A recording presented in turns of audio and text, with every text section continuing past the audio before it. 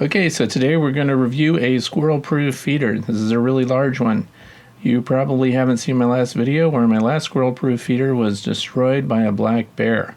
What drew me to this one was the large capacity. 2.5 gallon capacity, that's 15 pounds of seed. Probably talking about the smaller seed, not the black oil sunflower seeds, which I normally use.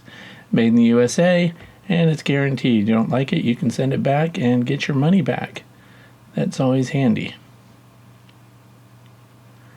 Now these are just some details from the box showing again that bird seed that is most commonly used. I don't use that, I use black oil sunflower seeds.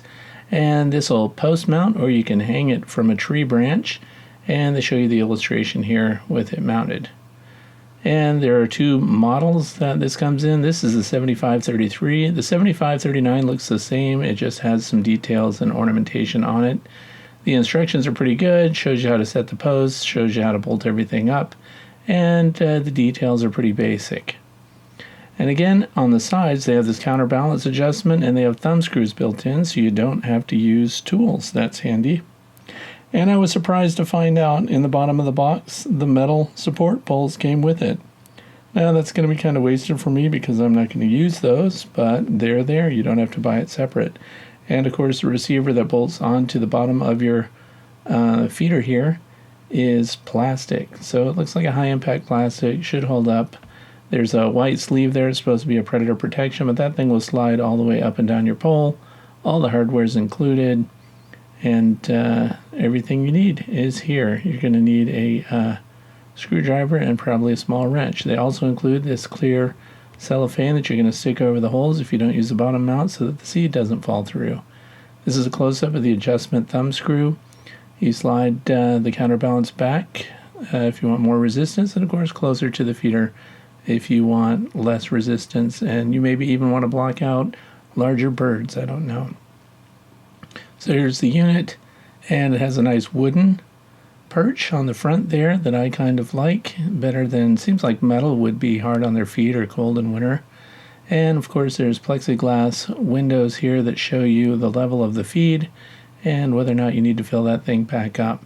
The capacity is very large. And of course this is the feeding bay, and when they step on this wooden perch, if it's too heavy, it'll close it off completely, and that's the point of it. It's 12 inches wide, and so it's a good size. This is much bigger than the last one, and of course 7.5 inches tall at the front. Looks like it's going to shed rain pretty decent. And from the side at the peak, we're a little over 9 inches, looks like 9.25 inches tall in the middle. And this is how the counterbalance works, whether it's hanging or whether it's on a pole.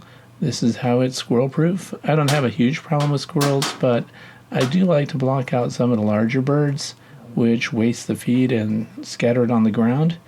Now that back bar there is nice and thick. These are the mounting holes on the bottom, again, which I don't plan to use because I'm going to hang it. It has a nice clip here to release it. My last design had a different style clip that I wasn't very impressed with. This one definitely holds very securely, and I don't see any strong winds lifting that up. Here it is in the open position. When you tilt it forward, it actually slides down, so it will stay in the open position while you fill it, so you don't have to worry about it closing on you while you're filling that up.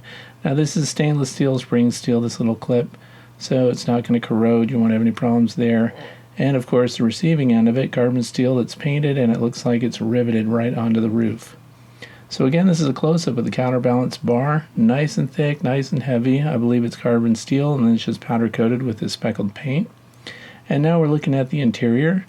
This shows the unfinished interior, and you can see those bottom holes that, for me, because I'm using sunflower seed, they won't fall through those holes, but for people using the regular smaller mixed bird seed, they're going to cover those up with the included tape. Now this support bar is much thicker than any of the other squirrel-proof feeders I've had. I was very impressed with how stout this is. Again, it looks like unfinished steel, will probably rust over time. And here I've got the tape covering the hole just for show, because again, black oil sunflower seed is not going to fall through that. There are smaller holes in the front of it that will allow for moisture to drip out and not build up inside if rain got in. We're looking at the interior here, and it has a nice plexiglass cover, again, that's going to show you the level of the seed at a glance. Here it is from the front. The whole thing's put together. We have that hanging bar installed, And I'm going to leave it at its factory setting as far as the balance goes. We're going to see how that goes outside. Nice and tall. Again, I'm going to hang it up. I'm not going to post mount it. So I have this post. And that post, by the way, is not quite 5 feet tall. So it's really not a very substantial post, especially if you're going to put that in the ground. This is just a close-up of the finish. The finish is kind of pebbly looking, so it's not super smooth. It's not glossy. And it looks like it's going to hold up pretty well, pretty much like the last feeder I had from the same company. Now, when you look at these bars that suspend your feeder, you want to make sure and put these retaining clips in there. If a raccoon or something gets on top of this feeder, they're going to spread the bars apart with their feet. And this will prevent them from being able to pull it out, and you're not going to find your feeder laying on the ground. And as I said before, my last feeder from the same company was taken down by a bear. And this is it, hanging outside. We're in slow motion sequence here, just so you can see how the birds come to it.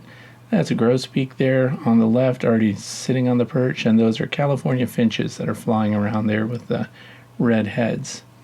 And again, of course, if the bar loads up, you can control the balance. If it closes just from too many birds on it, that's up to you. And here's the male red-breasted grosbeak flying in here, again, slow motion, and he's being run off by the female who's hogging the feeder. I hope you found the review beneficial. Thank you for watching as always.